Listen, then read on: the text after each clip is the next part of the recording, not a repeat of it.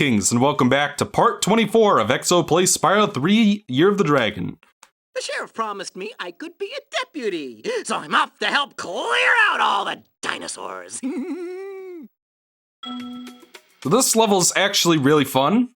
It's one of this is probably my second favorite Agent 9 section in the game. If you just calm down for a second and stop all that whooping and hollering, I can tell you what's going on. The Bailey gang are holed up in them buildings over there. You're gonna have to just go in there and flush them out. Well, good luck to you. Okay, so the trick with this game is it's a first-person rail shooter section. So you gotta go ahead and aim at all these dinosaurs and shoot them with our laser pistol here. And as you can see, there are gems floating around, so after we're done with all the enemies, we'll have to go pick them up. So I guess there technically is some more third-person shooter stuff in this level after you're done, but, you know, still. And of course, I think if Sparks is in range, he will grab it, and yeah, he will still grab it. You can destroy these windows, make sure you do that, it will help out a little bit later. And you want to take care of those blue dinosaurs as quickly as you can, because they could be trouble.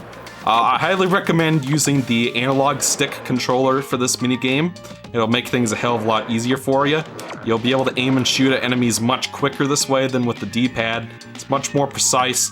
This is with the D-pad, this is with the analog stick. You can see the difference in the control. So yeah. I do think my friend Alec hates this minigame. Not really sure why, because it's pretty easy. It's really fun though. Like it reminds me a lot of the minigame in Canyon Speedway from Spyro 2. When you fly around on Hunter's RC UFO and shoot at targets. This is functionally identical to that minigame. You're just aiming and shooting at targets. But this is a lot better because there are more targets to shoot at, and they can actually fight back. It's possible to lose, you know? Whereas with the Spyro 2 minigame, it's pretty easy on the whole. Oh, by the way, that dinosaur in the background who I missed. God, that's gonna come back to bite me. I have to, like, respawn the level to get another shot at that. If you kill that shiny dinosaur back there, it was technically not, you know, shiny like a Pokemon. You know what I'm saying? It might just be easier to just let him kill me at this point. Because I'd better that than having to, you know, respawn the stage. But I don't know. This minigame's not too hard, but it's just like I need that skill point, and I don't want to have to, like, respawn the level just to get another shot at it. But yeah, it controls just fine. It's a straightforward, fun idea. Just aim and shoot at the targets while they're trying to shoot at you, you know? If only I could actually manage to hit one of them. Like, what the fuck? I hit them all like 5 times, and it didn't count for some reason.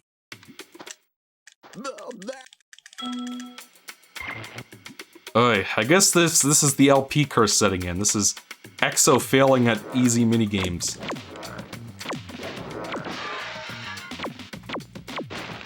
Right. Yeah, so Reignited Trilogy, I'm actually really, like I was starting to get at the end of the last part there, I'm actually really liking the art direction. It looks really nice and cartoony, vibrant, and colorful. I like the new character designs a lot. They look great, and apparently the lead developers, actually, before they started developing the game, they interviewed the original team at Insomniac behind the games and asked them, are these new character designs in line with what you intended for the original games? And, you know, they got their approval on that kind of stuff, so... Which is more effort than, honestly, I would have expected from a game produced by Activision. Because usually Activision's just kind of a, you know, cheapo cash grab company that tries to steal your money. Regardless, so what I'm trying to say here is it sounds like Toys for Bob really care about the game they're making. They really care about the original games. They're really excited to, you know, have a chance to remake them. It sounds like but at the same time, it sounds like they're not totally blind or anything to the flaws from the original games. Or, like, you know, the trying to get the right analog stick to work there. Like I've been saying throughout this playthrough, I think there are a couple of places where a twin-stick control scheme would work really well. I know if you guys have ever played a little game called Geometry Wars, there's a I don't know, in the Sly games, you know, whenever there's like whenever Bentley is hacking something and you're playing as like the Atari tank in 3D space and shooting at people, you use the left stick to move around, then whichever direction you're holding the right stick in, your character will shoot in that direction. The Sly series uses that kind of controls a lot. I think that if they were to bring that in for Reignited Trilogy, for the Sparks levels especially, I think it would be great. So hopefully, I'm hoping that they do that, but who knows? Who knows how much development time they have? But, you know, I'm really liking... I don't know why the Bailey gang was trying so hard to steal this egg. That's not like them at all. I reckon someone must have put them up to it. I wonder who it could be. Maybe originally Ripto was gonna be in this game. Technically he is in the game, but we'll talk more about that later. But maybe, because you know, Ripto's supposed to be like a dinosaur and rules over dinosaurs, so maybe this was kind of their little nod. Maybe originally he was gonna show up in the game somewhere, but I don't know. Who knows? At any rate, Ripto is not a villain in this game. Probably for the best, honestly. But I think what they were implying is that the Rhinox or the Sorceress had hired these dinosaurs to steal the egg back or something. But who knows? That mugshot up there is probably one of the developers, and they just put a mustache on it. I wouldn't be surprised. So obviously there's some more. There's another egg over here, so you're gonna want to go grab that. So you do technically get to play with Sergeant or Agent 9's third-person shooter control scheme in this level, but you don't really get to fight anyone. I don't know. It's better than nothing, I guess. I mean, this was a pretty fun little section there. There's some reasonable challenge. The controls work just fine. You know, shooting open windows never gets any less cathartic, as TGX would say. But I digress. Let's see, I'm pretty sure there's some more gems over here. Or not. Because that shiny dinosaur walks right over here, so I have no idea where he goes after he disappears over there. Got a couple more of them. There's another blue or purple guy over here. And this guy's hiding over here. There should be a couple more back here behind this wagon. Or just a oneer. Not to be confused with Gen Oneer, even though I already made that joke. There we go, and that should take care of this level, ladies and gentlemen. All that we got left is to go fight go fight the Sorceress. But before we do, one thing I wanted to note real quick is that I am, you know, the art direction for the Reignited Trilogy is looking really great. I think it's a nice reinterpretation of the original games. I'm looking forward to seeing some more levels shown off, some more character designs and whatnot. But Spyro himself looks great, and yeah. So far, as of the time of recording, we've only really seen stuff from Spyro 1 for the most part. They haven't really showed off anything from Spyro 2 or 3 yet. But I guess we'll see that eventually. Alright, so let's go fight the Sorceress.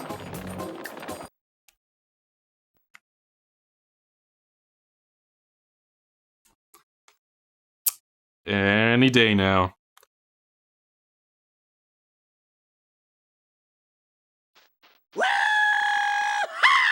Time to kick some Sorceress butt. And that's all he has to say. By the way, you cannot, like, for the other three bosses, you do have to free your buddies and play their level. Otherwise, they won't help you build the new vehicle you need to get to the next hub world. But in this case, you do not actually have to free Agent 9 before you come to this boss. You can actually, pretty much, if you have enough eggs, you can fight the Sorceress right away. The moment you get to Midnight Mountain, just like with Ripto, really. Okay, so this boss, I kind of hate this boss, actually. As you can see, she's got a similar attack to She has a lot. She has like Ripto's scepter could shoot out fireballs just like that, and she also has Gulp's attack of shooting a bunch of fireballs out of her staff, or the little blue electricity balls and whatnot. So what you gotta do is wait for Agent 9 to shoot these cannons out of the sky so that you can then use them to aim and shoot at the Sorceress herself. But you know, it's not a terrible way to go about designing a boss. I mean, this boss is okay. I don't think it, you know, like if to give credit to Ripto's Rage for a couple of things actually. One thing that they really nailed, like even if the plot with Ripto wasn't all that great, the final boss fight with him was pretty well designed, pretty great. It was one of the highlights of Spyro 2 for sure. And another thing I have to give the game credit for is, even if Ripto himself was kind of an ineffective villain story-wise and just, you know, just didn't seem to have the menace built up that he really should, considering what the game was going for, if nothing else, him and Spyro had a pretty strong rivalry going on. They had lots of kind of fun banter going on. You know, and just with like Ripto saying stuff like, "What? The roof? Gulp! Get me out of here! So long, dragon. You singed my cape. You're really starting to get on my nerves." You know, just little dialogue exchanges like that with, you know, with Spyro going, "Why don't you test out that new scepter on me? I'll stand still, I promise." I like that idea. Dragon, you've just sealed your fate. You know, they just have those little conversations, and it just felt like there was some animosity there. There was a rivalry going on. And while the Sorceress is great and pretty much better than Ripto in pretty much every other way, you know, just in terms of her being an effective villain in the plot, and her having an effect on levels, and her plan actually being well spelled out and defined, and pretty evil at the end of the day, pretty diabolical, her and Spyro have no chemistry at all. Like, there's not a single cutscene where the Sorceress and Spyro interact with each other, which was a huge missed opportunity. Because, like, for the most part, Spyro's a pretty happy-go-lucky, you know, kind of jokey kind of guy, especially in 2. And for the most part, when he has talked in 3, you know, he's had that same kind of characterization. This would have been the perfect villain and the perfect time to see Spyro, you know, kind of buckle down a little bit and get a little bit more serious about his situation. You know, because it's just like, hey, you kidnapped my entire race and was gonna, you know, basically commit genocide. That's not cool. And then just have her go, "Who cares about your race?" You know, it's just, "I'm the only one who matters, and I'm going to live forever." You know, just do something like that. That would have been a great way to sort of capitalize on what the story was building up to, but instead, you just get Agent 9 saying, "Let's kick some Sorceress butt!" And then the fight just starts. And the Sorceress never has another spoken line of dialogue in the entire game after this. Just like, so that's one thing I would like to see in the Reignited trilogy. Like, if I doubt they're gonna do that, because I think if anything, the response to the Insane trilogy has sent the message to them that we should not change anything. So I would seriously doubt if they would fix the backtracking in Spyro 2. I'd be very, very surprised if they made any sort of change like that. I'd be happy if they did, of course, but I very much doubt that that they're gonna do anything like that, because they're just gonna be too afraid of changing anything. But if they were to make one change, one thing I would really like is if they could add some kind of conversation between Spyro and the Sorceress. Because that was a huge missed opportunity, and probably the most disappointing aspect of the story, in my opinion. You know, in my opinion, that's more than made up for from all of the other strengths, like the kind of the mythology aspect of, you know, like, dragons are the source of magic, 1,000 years ago this happened. You know, the Sorceress's plot is evil, Bianca's character development is really great. But the fact that Spyro and the main villain have no chemistry was just... It's like, what the hell are you guys doing? You almost had a perfect Spyro story here, and then you fucked up right at the finish line. But I digress. Hope you guys are ready for a big cutscene, because that's it. We have defeated the Sorceress, we have freed the Forgotten Worlds. But what's this? Guess she's not quite cooked yet.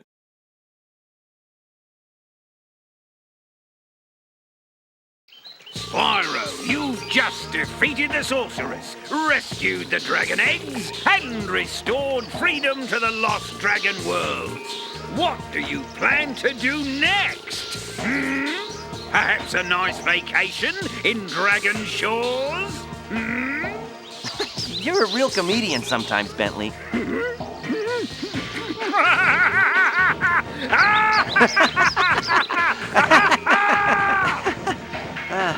You know, I still have to find the rest of the dragon eggs. Plus, Hunter seems to have disappeared again, so I should go make sure he's not in more trouble. You haven't seen him, have you? Huh? Me? Oh, no. If I do happen to encounter him, however, I will most certainly inform you immediately.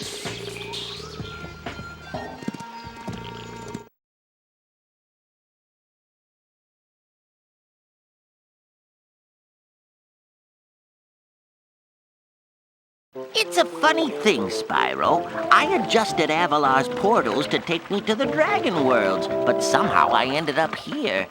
Maybe my coordinate tables are out of date. By 1,000 years. That would explain why the book was so cheap.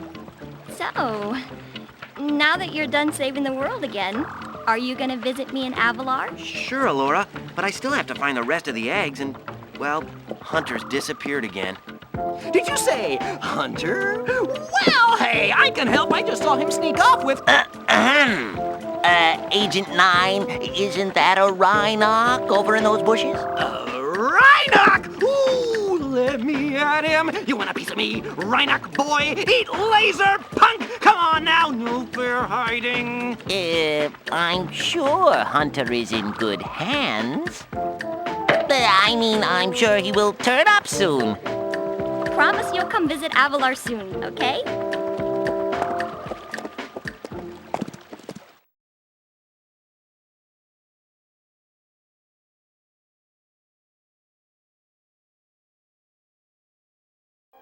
Now, how many times have I told you not to tease that moose?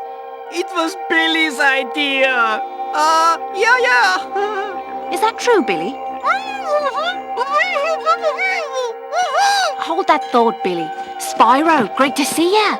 Hi, Sheila. I've been looking for Hunter all day. Have you seen him? Sorry, Spyro. Hunter made me promise not to tell you where they went. Faye? You didn't hear anything from me? Oh, no. Oh, no.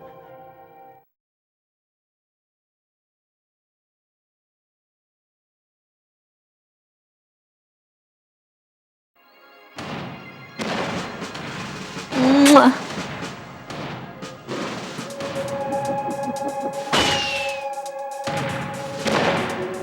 It's a sad sight, Sparks. Another noble warrior falls victim to the plague of love. Just look away. Well, I guess we'll have to find the rest of the eggs by ourselves. Come on, Spyro. Take a little break. Let's watch the show.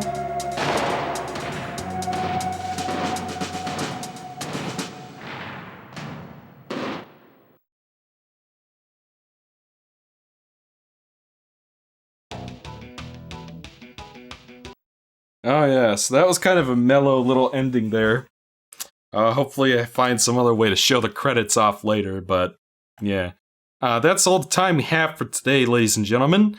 We are almost done with Spyro 3, but looks like we're gonna need at least one more part to wrap things up, so join me in episode 24 or 25, whichever it is, and we will go ahead and wrap up this game once and for all. We have one more level we gotta go play over here, and then we have the super secret final level. And then probably some skill point cleanup, and then that'll be it. So, yeah. Until then, I'm Exo, and I'll see you guys next time.